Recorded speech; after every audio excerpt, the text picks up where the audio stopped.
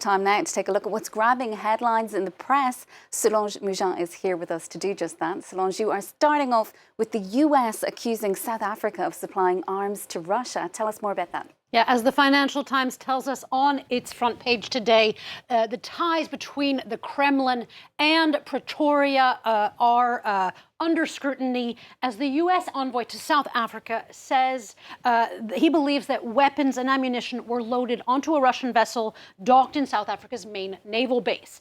As the Washington Post explains, the vessel, the Lady R, which we see here, was docked outside Cape Town in December when the ammunition is said to have been loaded. Now, the U.S. ambassador said that, quote, he'd bet his life on the accuracy of the information.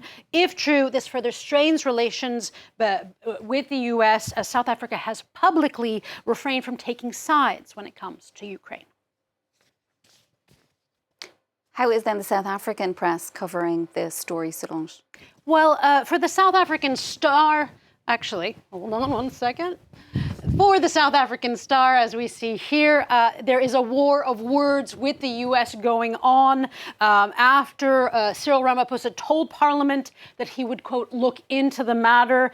For the Sowetan, it says that the government is playing Russian roulette here and that a judge-led inquiry is underway. The spat could potentially have far-reaching consequences, the Sowetan says, on South Africa's economy.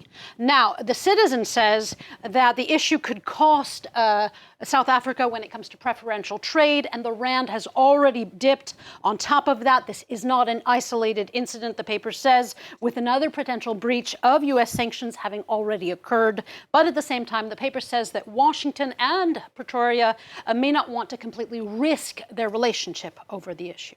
Turning back to France, Solange, an issue that's making headlines here, threats to local officials by the far right. Tell us a little bit more about that.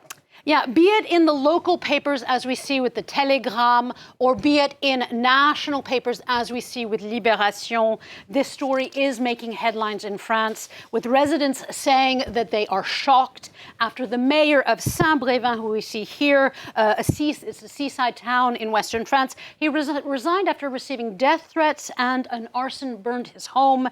The violence is thought to be by far-right groups that don't want the mayor to open an asylum seeker center in the town.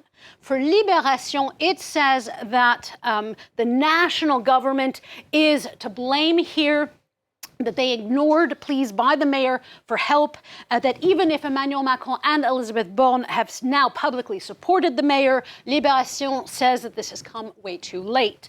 Now, Le Parisien says that the government is now trying to reassure local officials by promising to crack down on an increase in anger among constituents. Last year, it tells us there were 2,000 cases of verbal or physical violence reported by elected officials. For Mediapart, it says that it actually has multiple articles on this. It says this is the latest example of Macron's government normalizing far-right ideologies and xenophobia, be it with this town or be it with the neo-fascist protests in Paris last Saturday, or the interior minister saying, focusing on the dangers of the far left. For RTL, its columnist says that the government is advertising in a big way far-right fringe groups by initially letting such protests like the neo-fascist one go ahead. She says it is a strategy of flip-flopping that she simply doesn't understand. Next to the art world, Solange, and a debate over Picasso.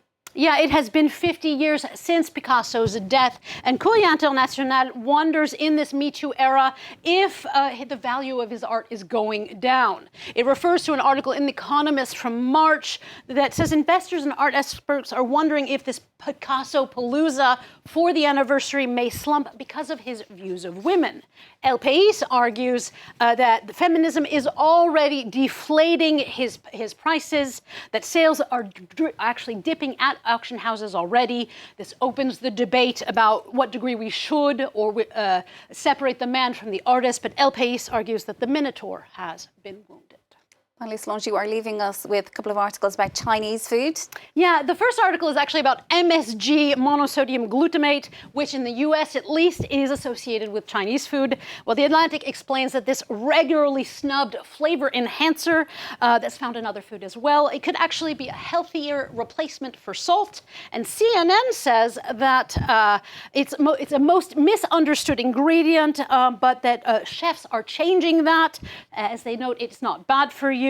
But eating in general can be bad for you and is bad for you, and perhaps 7 diners in China needed to know that. Insider explains that a group of 20-somethings, 7 20-somethings, a video of theirs has gone viral after they ate 300 crabs and 80 bowls of dessert at a buffet. The South China Morning Post notes that the video has created heated debate and much outrage online in China over how much is too much, even if the buffet did advertise all you can eat. It's never a good idea, Solange.